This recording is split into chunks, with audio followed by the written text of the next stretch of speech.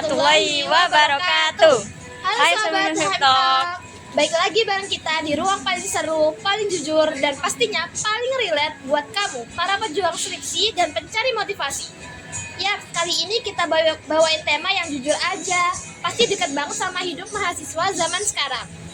Judulnya agak nampol, tapi juga penting banget, yaitu obat malas untuk mahasiswa Gen Z. Nah, tenang aja, kita nggak cuma berdua ngebahas ini. Kita sudah kedatangan tamu spesial yang ilmunya dalam tapi penyampaiannya santai. Langsung dari dunia nyata dan pengalaman pribadi. Nah, bener banget. Di episode kali ini, kita ngobrol bareng Ibu Khoridatil Bahia, seorang mahasiswa juga nih teman-teman. Nah, beliau merupakan seorang yang memiliki pengalaman berkompeten yang konkret banget sama isu mentalitas, Gen Z, dan motivasi belajar. Nah, jadi buat yang kamu ngerasa stuck atau ngerasa males ngapa-ngapain atau mudah mulai akrab sama kalimat nanti aja deh. Makanya episode kali ini wajib kalian tonton sampai akhir ya. Yuk siapin handset kalian, cemilan, dan tentu aja niat berubah. Karena siapa tahu obat malas kamu justru habis menonton podcast kali ini. Welcome to Heptalk. Kita akan mengundang yaitu narasumber kita, Ibu Khoridatil Bahia.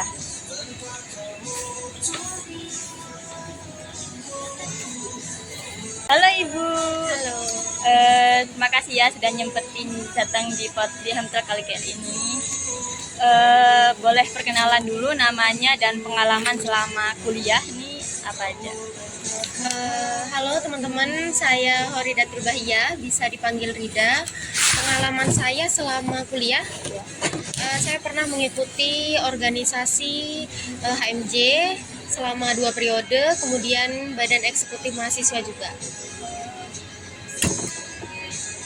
Nah, kali ini ada beberapa pertanyaan nih Bu tentang tema Heptalk, yaitu obat malas untuk mahasiswa Gen Z.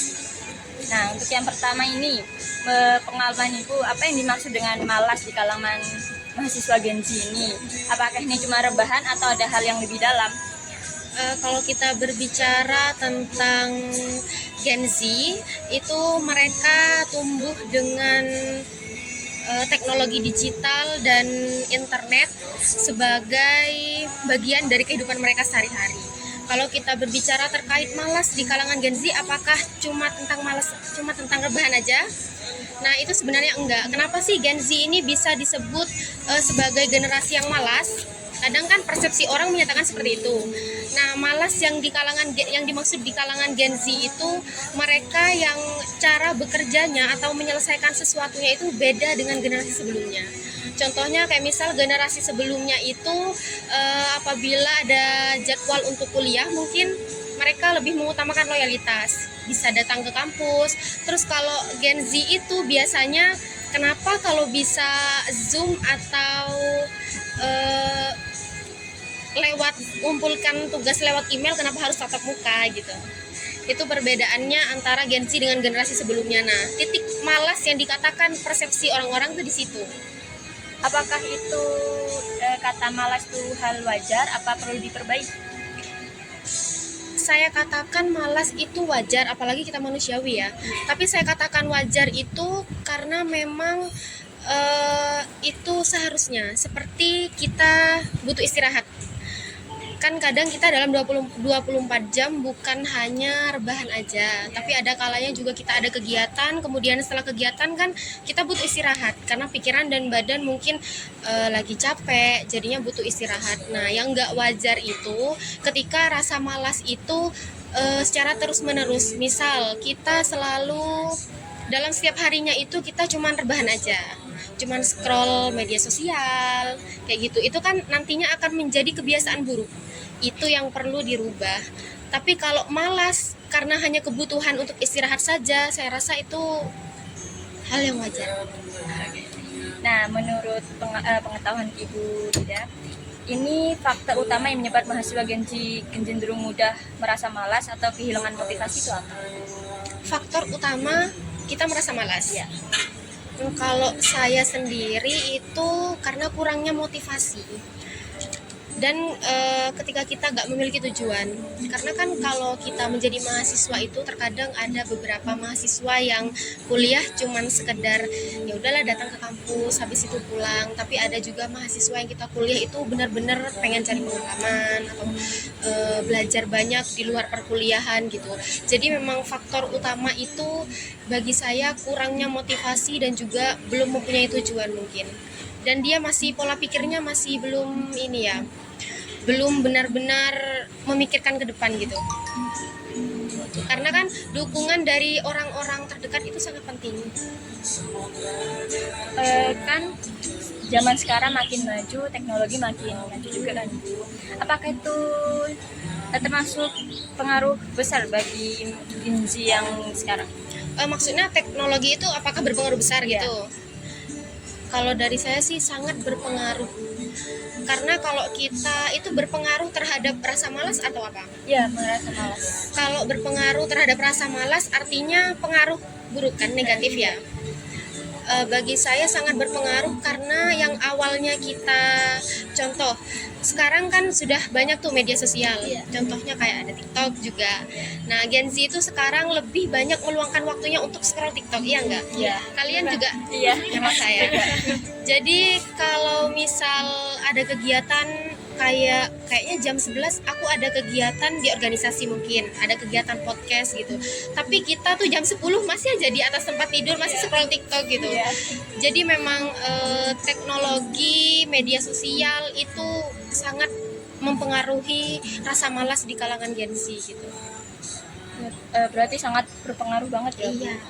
Jadi mereka kurang ini bisa mengatur waktu. Iya. Tidak bisa memberikan batasan pada dirinya kapan dia harus waktunya belajar, istirahat. Kadang kita waktunya istirahat aja masih nyempetin buat scroll TikTok. Iya. Gitu. Akhirnya jam istirahatnya berkurang. Terus badannya merasa kelelahan. Nanti bilangnya capek. Gak datang kegiatan capek gitu. Apakah tekanan akademik dan ekspektasi sosial ikut mempengaruhi rasa malasnya itu? Tekanan akademik dan ekspektasi sosial. Ekspektasi sosial. Kalau itu bisa saya katakan tergantung dari diri kita masing-masing. Karena ini berbicara saya ya, kalau saya ada tekanan akademik itu saya jadikan sebagai pelajaran agar saya ke depannya tidak merasa malas dan terbiasa ada kegiatan yang produktif. Karena kan ada beberapa hal yang kita sebagai mahasiswa itu gak suka, kayak misal dikasih tugas satu belum selesai sudah ada tugas baru lagi, itu kan kita merasa malas. Tapi kalau tidak dibenturkan, kita tidak akan terbentuk dan tidak akan terbiasa gitu. Nah, karena kebiasaan itu nantinya kan akan menjadi kebiasaan yang baik bagi kita gitu. Jadi memang benturan tekanan akademik itu sangat memotivasi saya untuk menjadi lebih baik lewat hal-hal yang nggak saya suka yang nantinya akan berubah menjadi saya suka gitu. Kalau ekspektasi sosial itu biasanya ada yang berdampak negatif dan positif, tergantung dari kita menyikapinya. Kadang kan ada beberapa teman, mungkin kalian mengalami atau orang-orang di sekitar kalian, kalau misal ada ekspektasi sosial itu mereka malah minder, nggak percaya diri.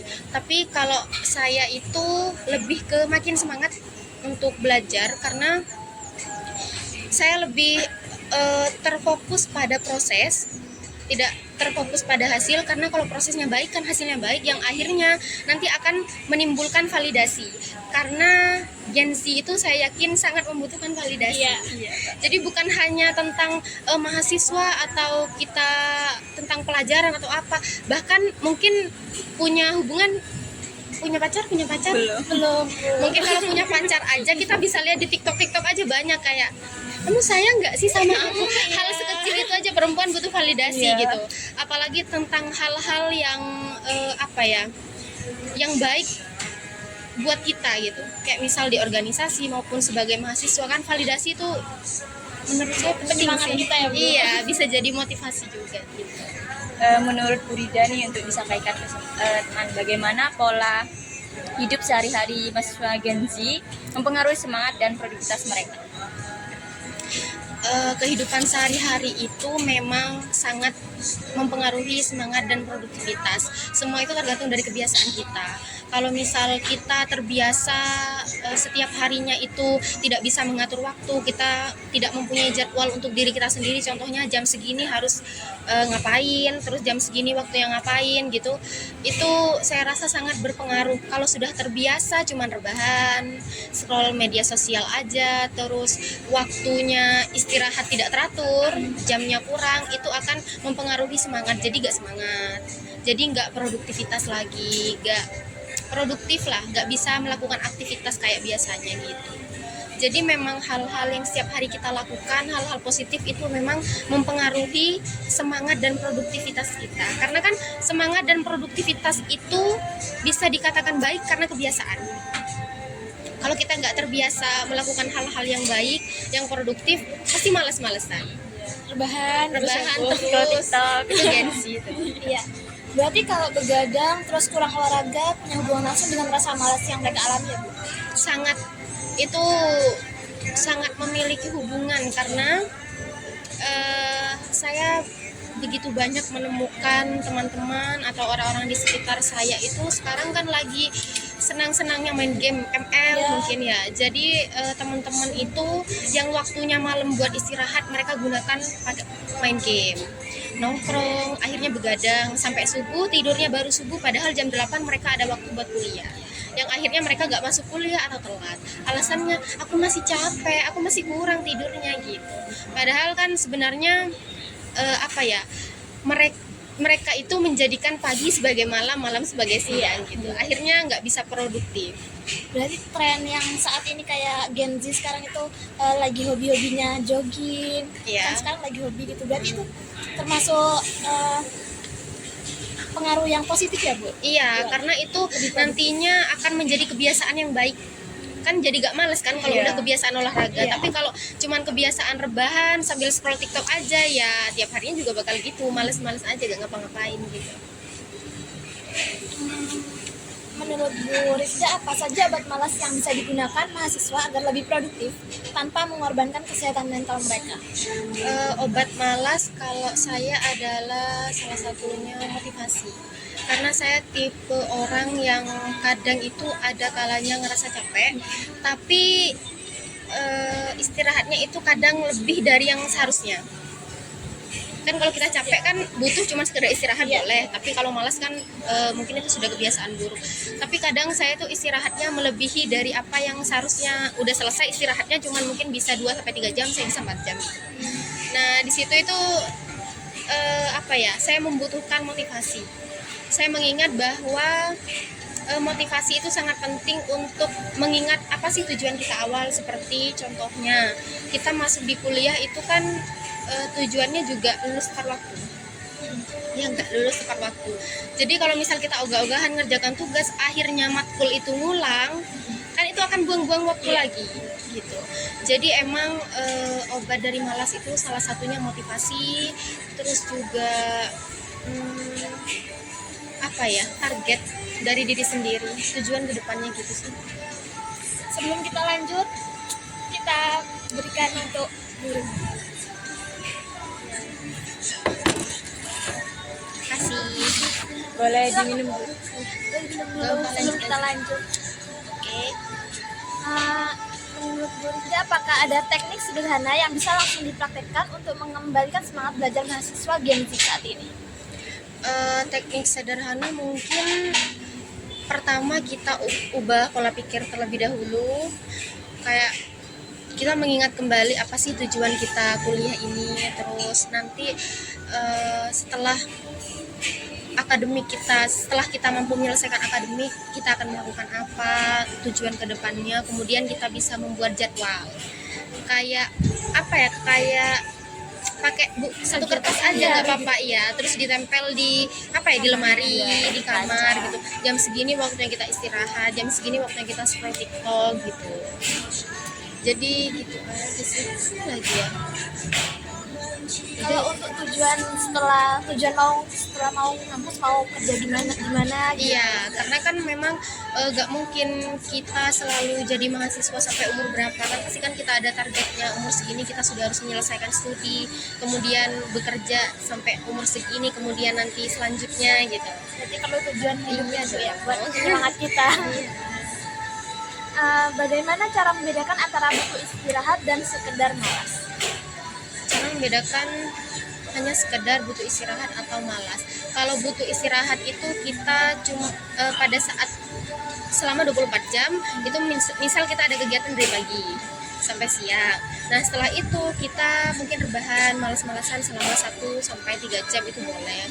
Tapi kalau malas itu selama 24 jam kita cuma rebahan, scroll TikTok.